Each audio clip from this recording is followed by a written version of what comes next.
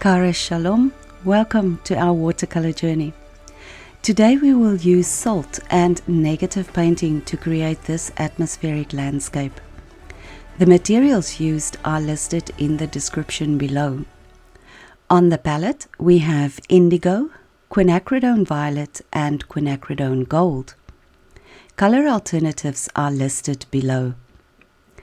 The Canson paper is taped to a flat board, and Heinrich uses the Hwahong No. Hake to wet the entire paper. The background for this painting is done wet on wet, so make sure that the paper is wet enough to give you plenty of time to work. He made a premix of Quin Violet and Indigo to create a darker violet mix. You can also use dioxazine violet here. Heinrich uses a Rosemary & Co. Kolinsky Sable No. 8 round to paint the sky. He uses the mid-sized brush as he wants to paint the sky in streaks. This brush is ideal for the purpose. He starts with Indigo and then adds Quin Violet to create different hues and tones in the sky. The seemingly wild, random brush strokes create the illusion of windswept clouds.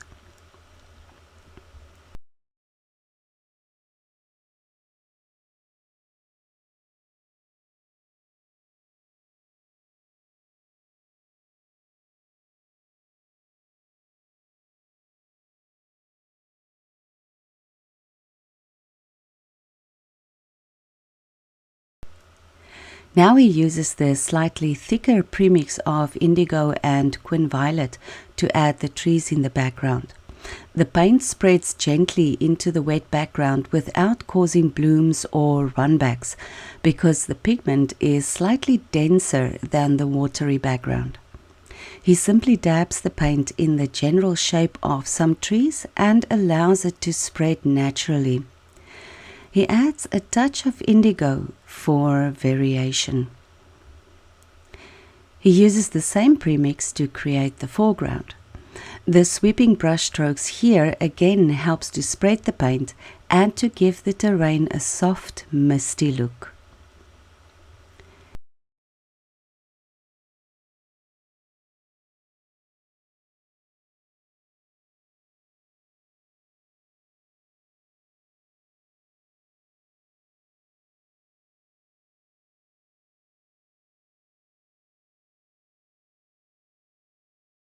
He adds a touch of Quin Gold to bring a bit of light into the trees. The Quin Gold creates a variety of greens when it mixes with the indigo and the violets. By allowing the paint to mix on the paper, you can create very interesting colors. He uses the colors on the palette to enhance the foreground. Using the same colors in the foreground and the background brings the painting together, harmonizes it.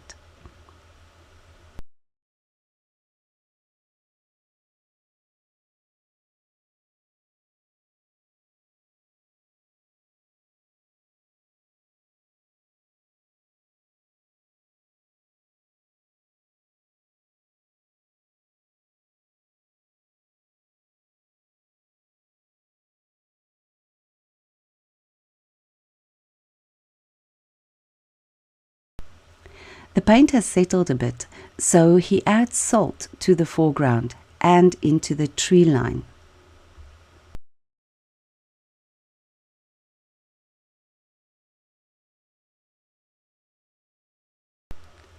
Let the painting dry naturally. The salt has created beautiful light areas, which is perfect for negative painting.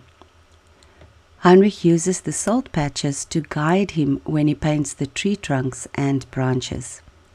He uses the Princeton Neptune No. 1 script liner or rigger, as he needs to make very thin lines here.